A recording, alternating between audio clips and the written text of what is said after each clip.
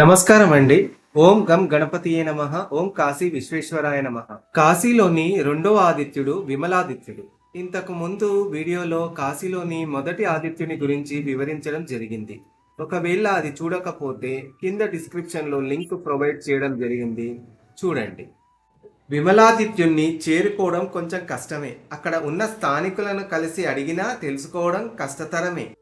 కాశీలో నంది చౌక్ నుంచి కుడివైపు తిరిగితే 350 మీటర్ల దూరంలో జంగంవాడి మఠం ఉంటుంది.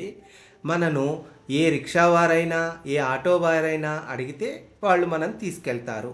ఈ మఠానికి ముఖం చేసి నిల్చుంటే ఎడమ చేతి వైపు మఠానికి ఎదురుగా ఉన్న సందులో నుంచి వెళ్తే థర్డ్ రైట్ తీసుకుంటే ఎర్ర రంగు దేవాలయం పక్కనే ఈ బొమ్మలో చూపించినట్టు ఒక చిన్న గది లాంటిది ఉంటుంది.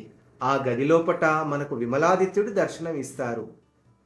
విమలాదిత్యుని వృత్తాంతము మనకు కాశీఖండంలో 51వ అధ్యాయంలో చెప్పబడింది. పూర్వము విమలుడు అనే రాజు ఉండేవారు. పూర్వజన్మ కర్మ ఫలం వలన అతడికి కుష్ఠరోగం కలిగెను. ఆ రాజు తన బాధను తట్టుకోలేక ఎంతో మంది రాజవైద్యులను సంప్రదించారు. ఫలితం లేకపోవడంతో ఆ రాజు తన రాజ్యాన్ని సంపదను వదిలి ఎన్నెన్నో ప్రదేశాలను సందర్శించారు. కానీ లాభం లేకపోయింది. చివరికి కాశీ పట్టణానికి చేరుకున్నారు. అక్కడ సూర్యభగవాను, ఎర్ర గన్నేరు, ఎర్ర కలువలు, రక్త శోకాది ఎర్రని పుష్పాలతో భాస్కరుణ్ణి పూజించాడు. అంతేకాకుండా అగరులు, కర్పూరము కలిసిన రక్తచందనంతోనూ ధూప దీప కృత పాయసాలతోనూ సూర్యుణ్ణి ఆరాధించాడు. ఎన్నెన్నో సూర్య శ్లోకాలను పఠిస్తూ సూర్యుడికి అర్ఘ్యం విడుస్తూ సూర్యుణ్ణి విమలుడు మనసారా ధ్యానించంగా భాస్కరుడు విమలుడి ప్రార్థనలకు మెచ్చి ఆ శ్రీ సూర్యనారాయణుడు ప్రత్యక్షమై అతని కుష్ఠిరోగము నుంచి విముక్తిని చేశారు. ఆ శ్రీ సూర్యనారాయణుని కృపా కటాక్షం వల్ల విమలుడు తేజస్సుతో వెలిగిపోతున్నాడు.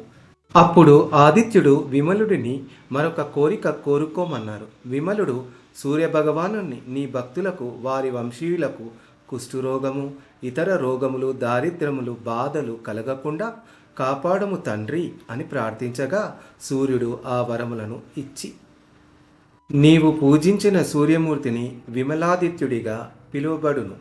ఈ మూర్తి యందు నేను ఎప్పటికీ ఉంటాను.